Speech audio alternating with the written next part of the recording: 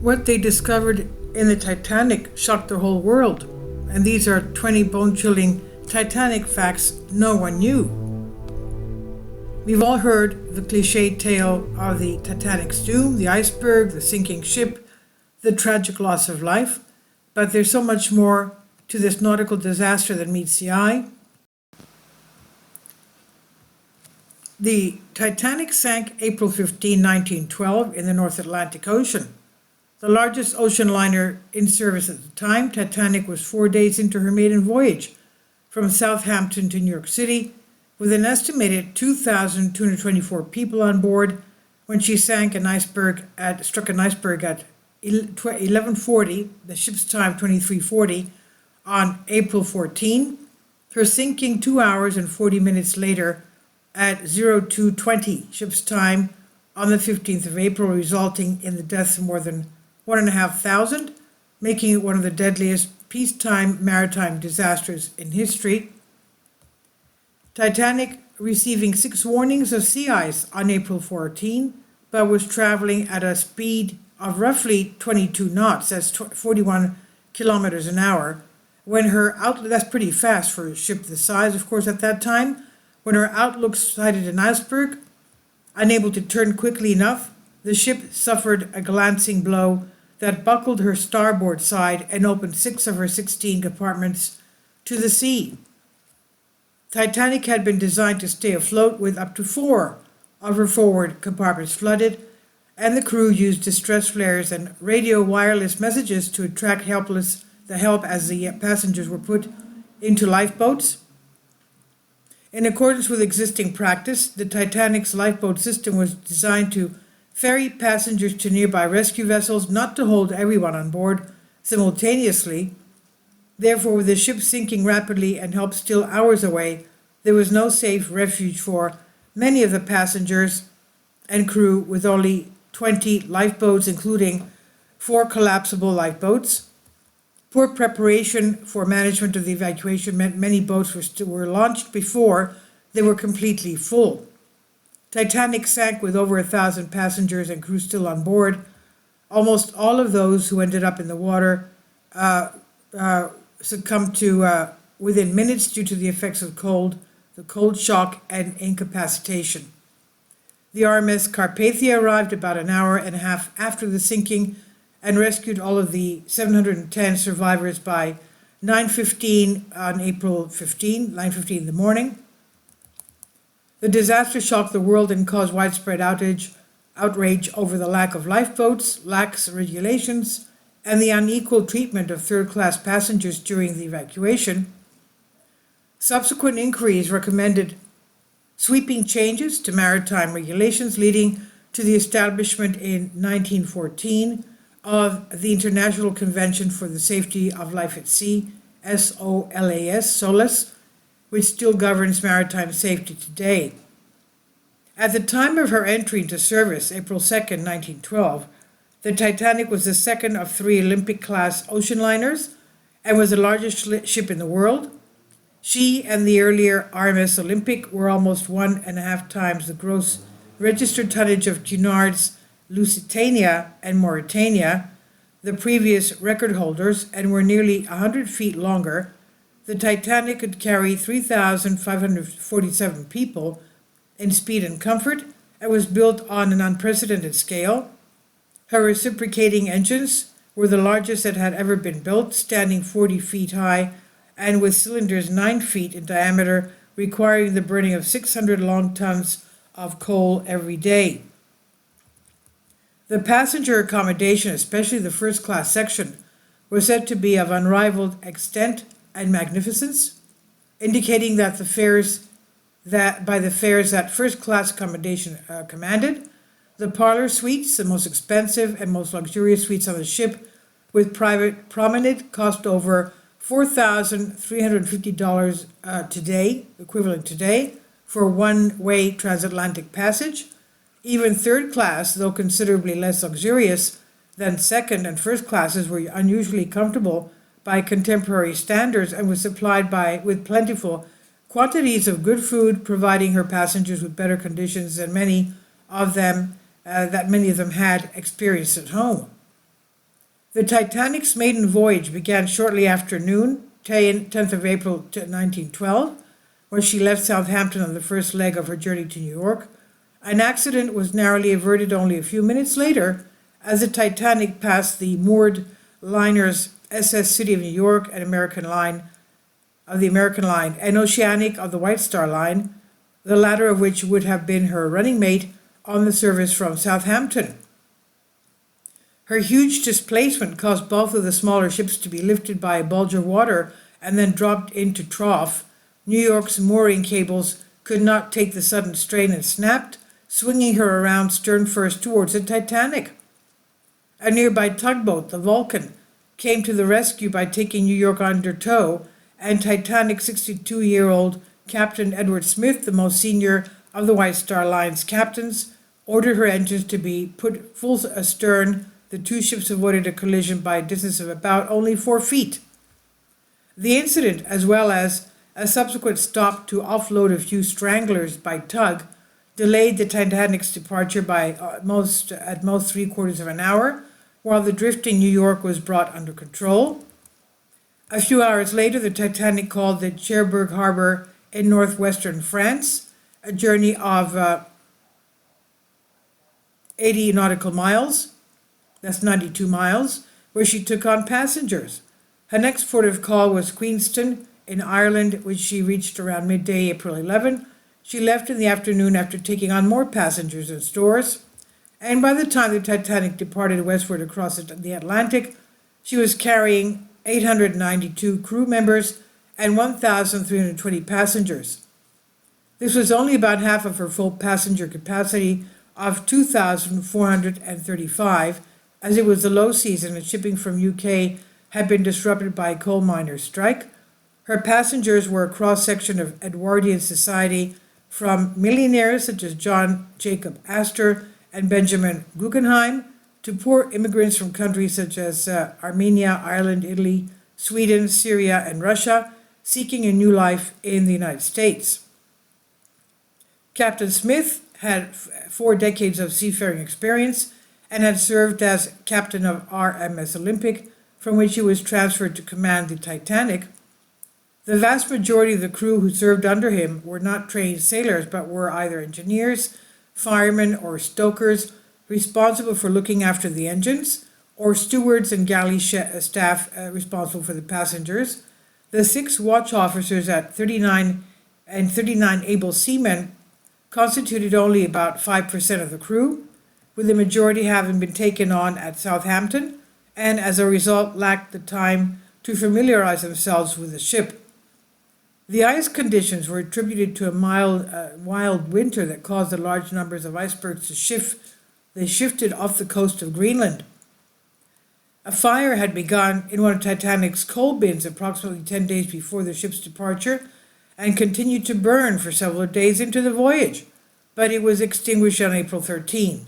The weather improved significantly during the day, from brisk winds and moderate seas in the morning to a crystal clear calm by evening, as the ship's path took her beneath the Arctic high-pressure system. Iceberg warnings. On April 14, 1912, Titanic's radio operators received 6 messages from other ships warning off drifting ice, which passengers on Titanic had begun to notice during the afternoon. The ice conditions in the North Atlantic were the worst for any April in the previous 50 years, which was the reason why the lookouts were unaware that they were about to steam into a line of drifting ice several miles wide and many miles long. The radio operators did not relay all of these messages. At the time, the wireless operators on ocean liners were employees of the Marconi Wireless Telegraph Company and not members of their ship's crew. As such, their primary responsibility was to send messages for the passengers, with weather reports as a secondary concern. The first warning came at 9 in the morning from RMS Caronia, reporting bergs, glowers, and field ice. Captain Smith acknowledged receipts of the messages, and at 13:42, RMS Baltic relayed a report from the Greek ship Athenia that she had been passing icebergs and large quantities of field ice. Smith also acknowledged this report, showed it to the White Star Line chairman, J. Bruce Ismay. Aboard Titanic for her maiden voyage, Smith ordered a new course to be set to take the ship farther south. At 13:45, a German ship, the America, which was a short distance to the south, reported she had passed two large icebergs. This message never reached Captain Smith or the other officers on Titanic's bridge. The reason is unclear, but it may have been forgotten because the radio operators had to fix faulty equipment. The SS Californian reported three large bergs at 19:30 and at 21:40. The steamer Mesaba reported saw much heavy packed ice and great number of large icebergs. Also field ice, a message too never left the Titanic's radio room. The radio operator, Jack Phillips, may have failed to grasp its significance because he was preoccupied with transmitting messages for passengers via the relay station at Cape Race, Newfoundland. The radio set had broken down the day before, resulting in a backlog of messages that the two operators were trying to clear. A final warning received at 10:30 from operator Cyril Evans of Californian, which had halted for the night in an ice field some miles away, but Phillips cut it off and signaled back, shut up, I'm working Cape Race." Although the crew was aware of ice in the vicinity, they did not reduce the ship's speed and continued to steam at 22 knots, only 2 knots short of maximum speed. Titanic's high speeds in water where ice had been reported was later criticized as reckless, but it reflected standard maritime practice at the time.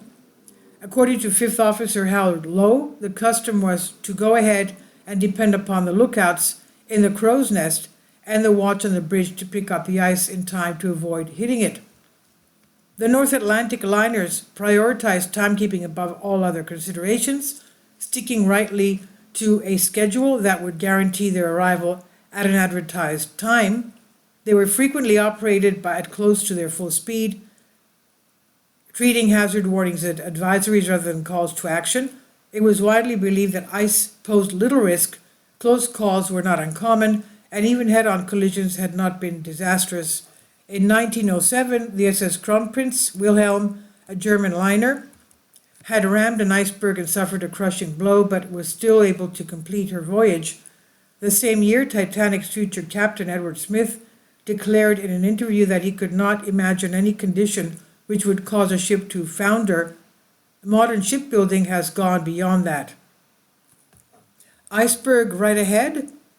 Titanic enters Iceberg Alley, and as Titanic approached her fatal collision, most passengers had gone to bed, and the command of the bridge had passed from Second Officer Charles Lightoller to First Officer William Murdoch. Lookouts Frederick Fleet and Reginald Lee were in the crow nest, 29 meters, that's 95 feet above the deck. The air temperature had fallen to near freezing, and the ocean was completely calm. Colonel Archibald Gracie, one of the survivors of the disaster, later wrote that the sea was like glass, so smooth that the stars were clearly reflected.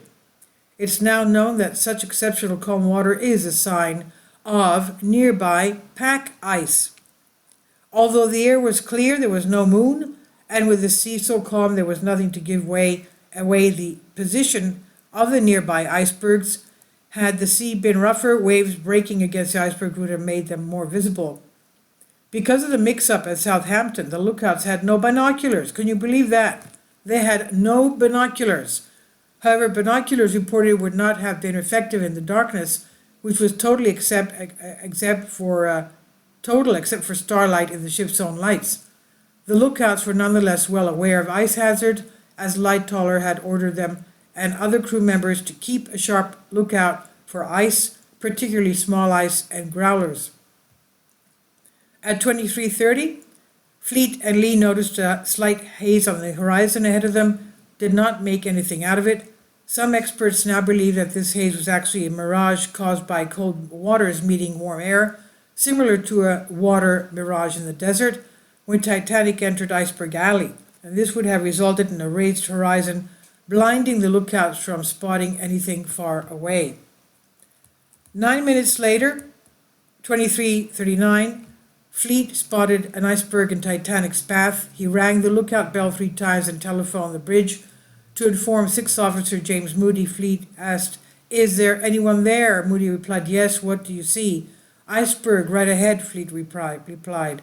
After thanking Fleet, Moody relayed the message to Murdoch, who ordered Quartermaster Hitchens to change the ship's course. Murdoch is generally believed to have given the order hard a starboard, which would result in the ship's tiller being moved all the way to starboard in an attempt to turn the ship to port. This reversal of direction, then compared to modern practice, was common in British ships of the era. He also rang full astern on the ship's telegraphs.